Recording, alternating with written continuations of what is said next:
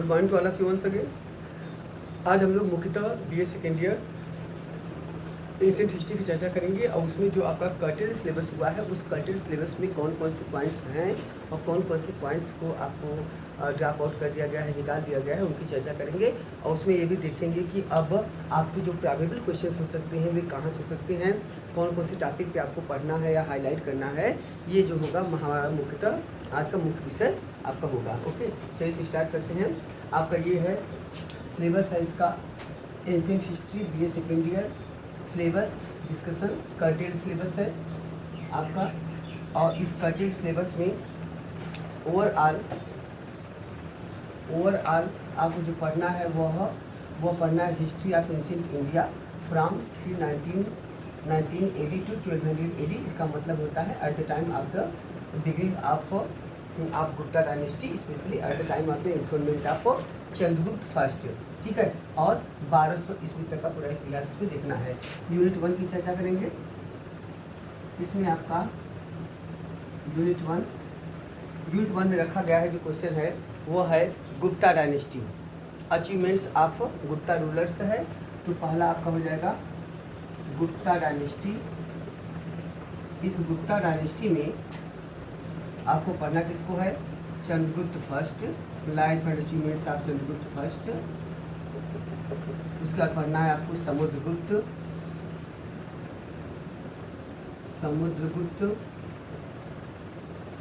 फिर आपको पढ़ना है Chandragupta second, Chandragupta second, Kumaragupta,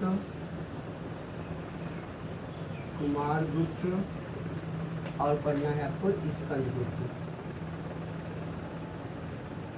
Skandagupta and decline and गुप्त डिक्लाइन ऑफ गुप्ता डायनेस्टी यही गुप्तों का पतन। इतना जो है आपको मुख्यतः इसमें से पढ़ना है। यूनिट 2 की चर्चा करेंगे। यूनिट 2, इस यूनिट 2 में जो आप पढ़ेंगे वो है आपका गुप्त वाकाटक रिलेशन एंड हून इन्वेशन। याद रखिएगा, इसमें केवल 2 ही मुख्य टॉपिक है। तो आपका एक तो है गुप्ता वाकाटका रिलेशनशिप। जब उत्तर भारत में गुप्तों का शासन था उस समय दक्षिण भारत में महाराष्ट्र के निचले एरिया में मुख्यतः आपका वाकाटक डायनेस्टी था। वाकाटक डायनेस्टी में प्रथम प्रवर सेन द्वितीय, रुद्रसेन, पृथ्वीसेन, उसके बाद चंद्रगुप्त द्वितीय की जो पुत्री थी प्रभावती गुप्ता के नेतृत्व में दामोदर सेन, दिवाकर सेन, आज का दामोदर गुप्त, दिवाकर गुप्त का शासन शुरू होता है। तो गुप्त Vakataka relationship, that is a very very important question. और दूसरा इसमें टॉपिक एक और है, वह है भारत पे हूणों का आक्रमण, उसका प्रभाव, हूण इन्वेशन ऑन इंडिया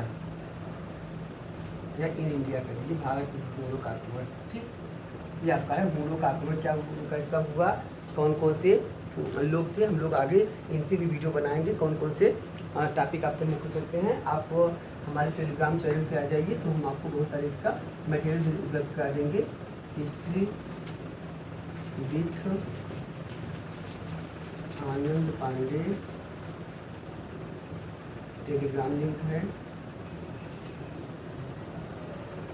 ठीक है, आगे चर्चा करेंगे। इसमें आपको मेर कुल को पढ़ना है, खुशनेवास को बताना है, तोड़मार को बताना है। ओके, ये सब। यूनिट 3 की चर्चा करेंगे। यूनिट 3 में आपका मुख्यतः हर्षवर्धन है। तो ये आपका जो क्वेश्चन है हर्षवर्धन का career and achievements and relation with contemporary rulers है, specially with special reference to Pulakeshin second of Chalukya dynasty. तो इसमें आपको पढ़ना है मुख्यतः समझिएगा हर्षवर्धन। तो पढ़ना है आपको इसमें हर्षवर्धन की उपलब्धियाँ अचीवमेंट्स ऑफ हर्षवर्धन, एक ये क्वेश्चन हो जाएगा। और दूसरा क्वेश्चन आपको यहाँ से पढ़ना होगा कि हर्ष के समकालीन शासक शासक शासक विशेषतः स्पेशली विशेषतः पुलकेशिन द्वितीय, Pulakeshin second of Chalukya dynasty. ठीक है, कभी कभी आता है हर्ष पुलकेशिन युद्ध के विशेष संदर्भ में हर्ष के अभियानों की चर्चा कीजिए। तो हर्ष के अचीवमेंट्स में एक क्वेश्चन बनता है कि हर्ष के जो आपके अचीवमेंट्स हैं, एक क्वेश्चन। दूसरा क्वेश्चन आता है कि हर्षवर्धन की सैनिक या सामरिक जो नीतियाँ हैं, उपलब्धियाँ हैं, युद्ध हैं, सैनिक अभियान हैं, उसके जो कैप्टन्स हैं वो बताइए। कभी कभी आता है हर्ष और पुलकेशिन के युद्ध के विशेष संदर्भ में हर्ष की सैनिक उपलब्धियों की चर्चा कीजिए। ओके, तो कुल मिला के दो ही मुख्य क्वेश्चन है, एक हर्ष की उपलब्धियाँ और दूसरा हर्ष की विजय। यूनिट 3 चर्चा करेंगे। यूनिट 4 में जो आपका मुख्य क्वेश्चन है वह यहाँ पे है आपके गुर्जर प्रतिहार पाल and Rashtrakuta dynasty.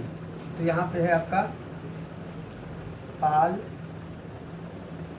Pratihara and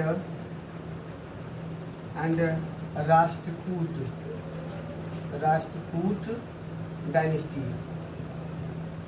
अब ये तीनों हैं, तो इन तीनों के लिए एक तो मुख्यतः आता है कि कभी कभी तो इनके अचीवमेंट्स आते हैं, और दूसरा आता है कि इन तीनों के लिए की बीच में जो कन्नौज की सत्ता के लिए कह सकते हैं आपका जो त्रिकोणात्मक संघर्ष हुआ था, तो वह त्रिकोणात्मक संघर्ष क्या है उस पर पूछता है। तो आपका हो जाएगा ट्राइपार्टाइट स्ट्रगल फॉर कन्नौज। तो पहला हो जाएगा, एक क्वेश्चन हो जाएगा कन्नौज की सत्ता के लिए त्रिपक्षीय संघर्ष। त्रिपक्षीय संघर्ष एक हो जाएगा। दूसरा हो जाएगा पाल में धर्मपाल या देवपाल हो सकता है।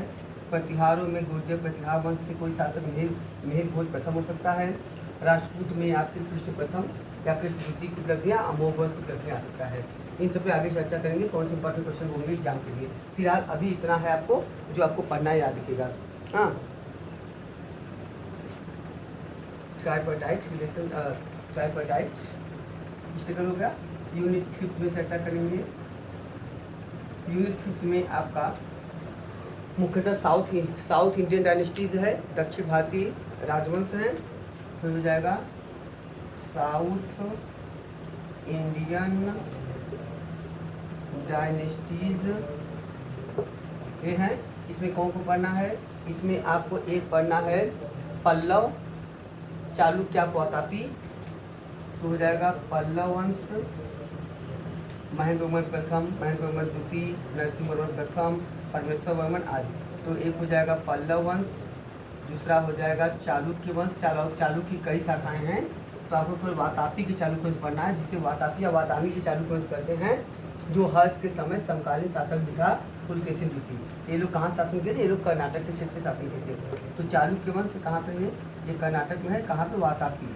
तो वातापी को बादामी भी करते हैं, वातापी का चालुक्य वंश। हाँ, और तीसरा पढ़ना है आपको चोल वंश, चोल डायनेस्टी।